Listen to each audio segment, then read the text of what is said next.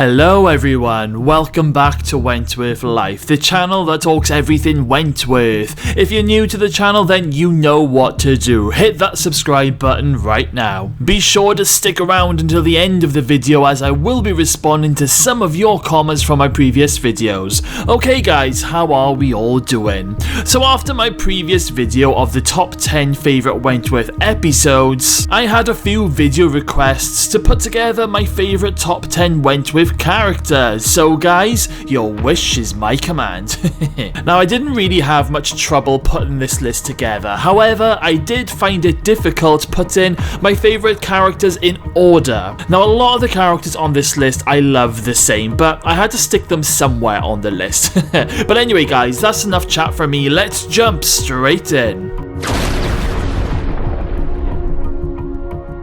Number 10, Kaz Proctor. Kaz arrived all the way back in Season 3, the head leader of the Red Right Hand, which was a group that hugely supported B. Smith and taking revenge on any man that hurts a woman. It wasn't long before Kaz became an inmate in Wentworth due to Joan Ferguson reporting her and setting B up as the fall guy. When Kaz first arrived in Season 3, I was very intrigued by what was to come. I always remember the scene where Kaz goes at Mr. Jackson with a baseball bat. I was like, whoa, this woman is nuts, but I love her already. In Season 4, Kaz did go down in my estimations due to the fact that she was horrible to B and basically they became enemies, and at first I just didn't like the way she was with B. But as the season went on, it was clear that Joan was manipulating the situation to her own gain, and I always felt that when Kaz and B had their final scene together, when B tells Kaz to look after the women, to me that meant that they had both written off their feud and reached an understanding.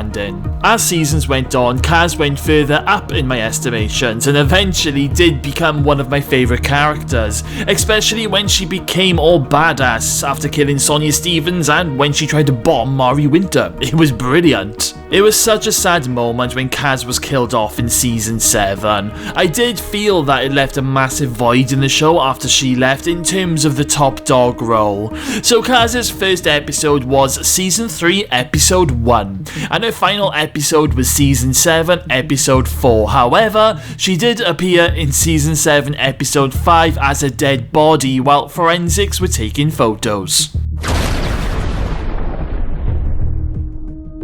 Number 9, Vera Bennett, an original character who appeared from the show's very first episode. Now, Vera's character, I feel, was the most evolved character in the whole show. There wasn't any stage in Wentworth where I thought to myself, it's time for Vera to go. There's nothing else the writers can do for her. And that is because Vera evolved so much over 9 years. There was a stage where I was really worried about Vera, and that was when Vera euthanized her mother. I honestly thought the writers were about to turn Vera into a monster after that. I can remember the episode after Vera killed her mother, and I think if I remember correctly, I remember Vera, she threw flowers or sympathy cards into the bin like she wasn't even bothered by her mum's death. However, I love how the writers cleverly wrote Vera in Seasons 2 and Seasons 3, and how Vera became a huge catalyst in Joan's first downfall. Vera then went on to become the governor, and I think Vera was my favourite governor in the whole show's run. Vera had a turbulent relationship with Jake before eventually becoming a mother herself to baby Grace. I just love Vera. I mean, Vera really did become the show's main character in the last few seasons. I don't think the show could have survived if maybe Vera had been killed off, like say Season 7 in The Siege, or if she had just left before the final season. It definitely wouldn't have been the same. Vera's first appearance was Season 1 Episode 1 and her final appearance was Season 8 Part 2 Episode 10, one of the few characters to appear in the whole show's run. Number 8, Liz Birdsworth. Now some of you might be thinking, why is Liz at my number 8 spot and not higher up? Well, the reason for that is because there were a few moments in the show where I didn't really like Liz. For example, I hated it when the writers turned Liz into a horrible drunk. At one point, Liz even used the race card against Doreen, which I thought was really unforgivable. But set aside some of those incidents, and I still do love Liz. She really cared for the women in Wentworth. Now, poor Liz got into many scrapes, and I think her worst encounter was with her storyline with Sonia Stevens. Sonia mentally tortured Liz. Even when Liz was diagnosed with early onset dementia, Sonia still tried to kill Liz on the roof. She was an evil bitch, that Sonia.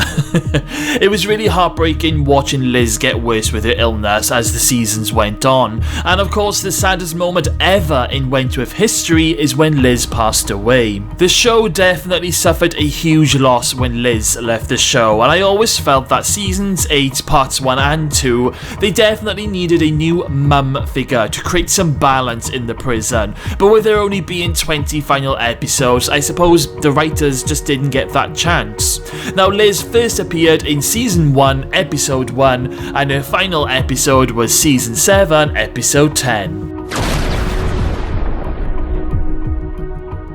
Number 7, Maxine Conway. I will always remember Maxine's first episode. I fell in love with her straight away. Someone with a heart of gold, but is also very tough. Maxine was someone who cared for the people that she loved. If you had Maxine as a friend, you had her as a friend for life. Maxine shared a great friendship with Bea, also with Boomer. I will always remember a scene from season 2 where Bea is sitting down somewhere. I can't remember if it's outside or in the yard or maybe in the dining room, but Maxine comes along and she gives Bea a flower, like she puts it on the table in front of Bea. Now, to me, that was Maxine showing Bea how much she really loved her, and that whole scene just symbolised Maxine's beautiful traits. As seasons went on, Maxine developed breast cancer, which was absolutely heartbreaking, and eventually Maxine was transferred to an open prison as it was probably better for Maxine to receive her treatment. So Maxine left in season 5, and then she was never heard of again. I think Maxine only gets mentioned like twice, possibly 3 times after her exit. This was one of the very few times I was very annoyed with the writers from Wentworth not giving us some sort of update or closure from Maxine. I mean, even if the actor who played Maxine wasn't available, the writers could easily have given Boomer a letter from Maxine just to give us all an update. Anyway guys, Maxine arrived in season 2 episode 4, and her final episode was season 5 episode 2.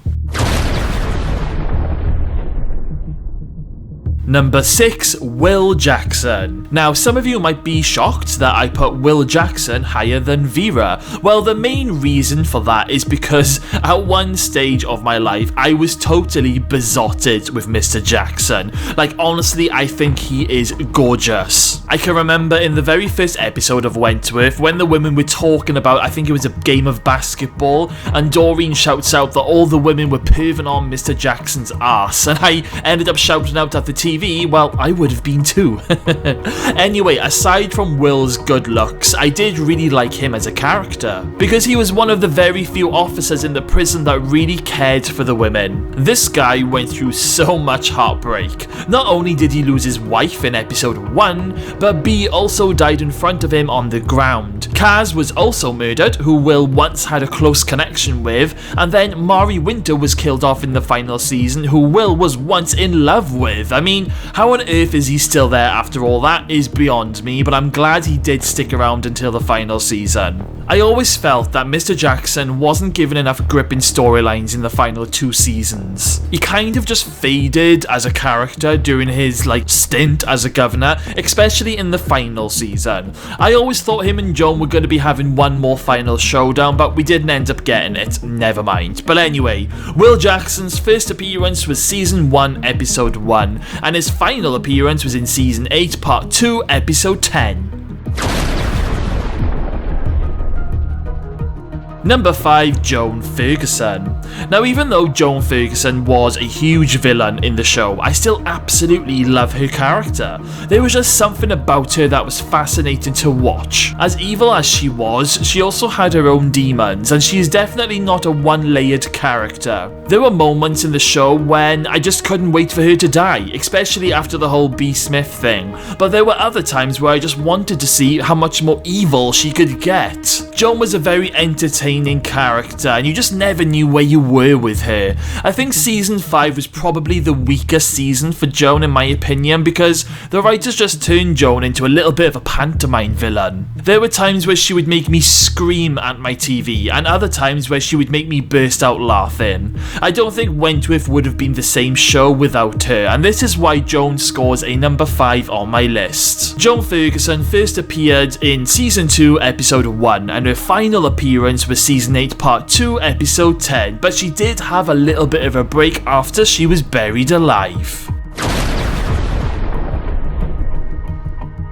Number 4, Rita Connors. Now, if you're a long-term subscriber to this channel, then you will know how much I love Rita Connors. I was so excited when they announced that new character Rita was going to be joining the show in season 6, because Rita was also one of my favourite characters in Prisoner Cell Block H, so I was really excited. The only downside thing is I wasn't really a big fan of Rita being an undercover cop. As soon as the writers did that, in my opinion, Rita's storylines were kind of limited. I wanted Rita to eventually become the top dog, and I wanted to see a whole season of her being the top dog, just like we did in Prisoner. Rita was a tough character who could put up a good fight. I loved her fight scene with Drago in the boiler room. I still think it's messed up that Linda Miles was there watching this fight, because Rita ended up beating Drago to death in his fight scene. It's so wrong. Rita's first appearance was season 6 episode 1, and her final appearance was season 8 part 2 episode 10.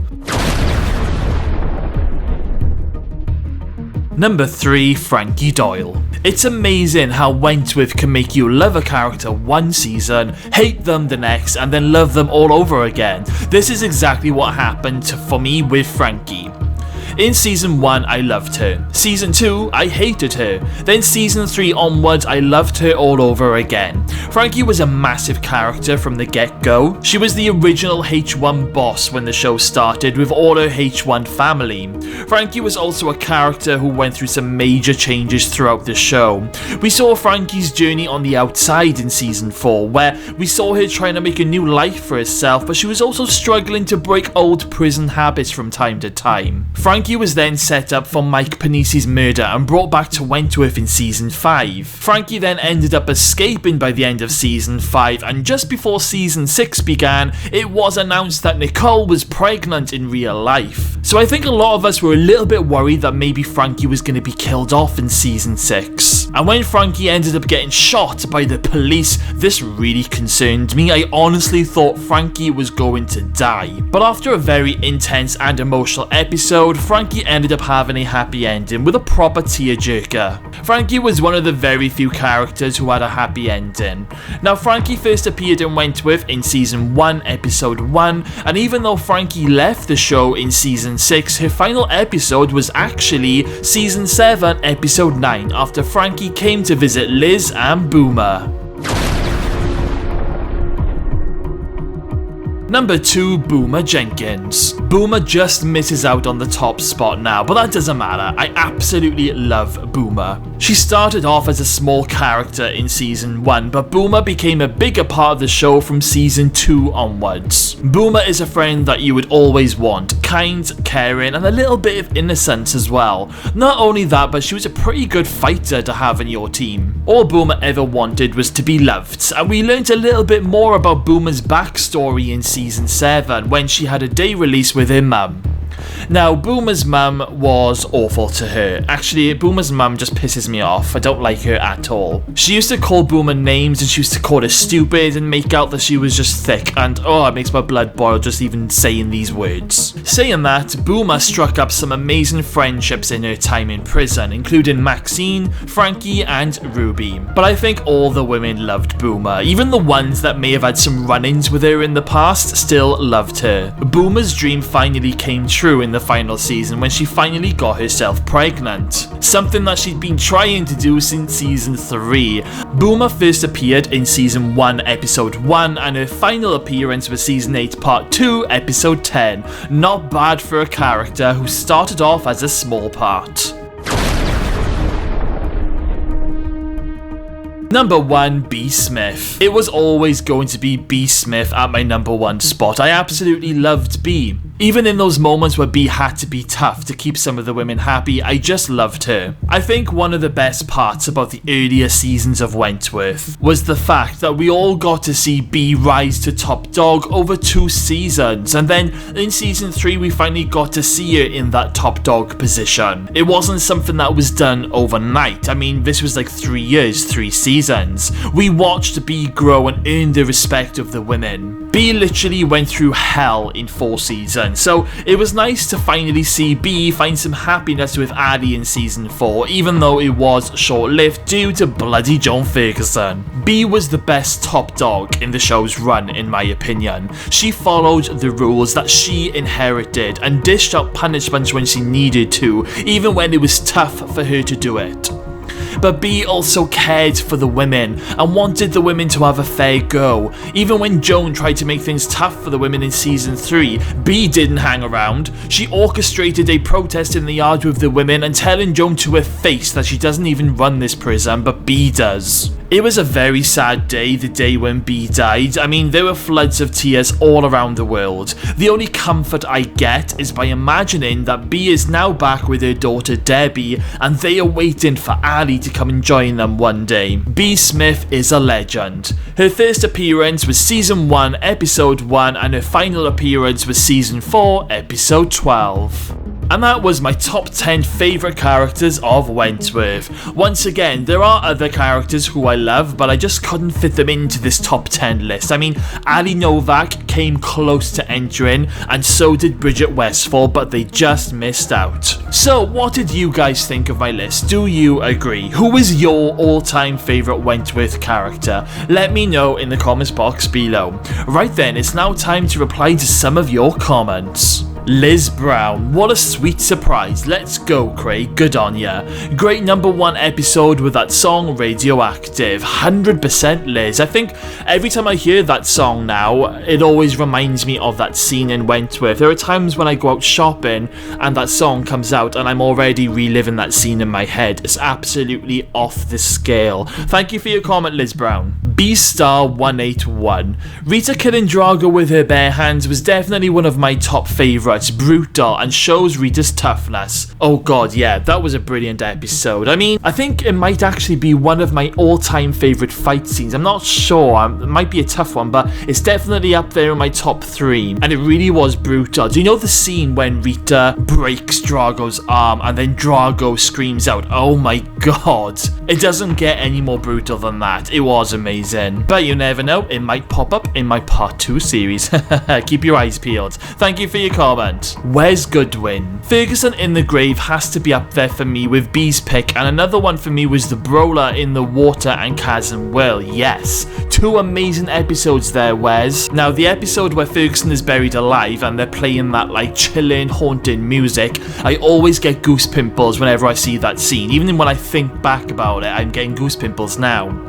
And the Brawler in the Water with Kaz and Will was also a fantastic moment. And I think even though like the stunt was fantastic, my favourite part from that episode is when Kaz finally realised that Will was a decent guy, and I think that's why that was such a fantastic moment. Thank you for your comment, Wes. And thanks again for all your wonderful comments and contributions. I love reading everyone's opinions and comments, so keep them coming. Okay guys, that's it for today. Thank you all for watching. Make sure you smash that subscribe button, stay safe, and I'll see you all again very soon.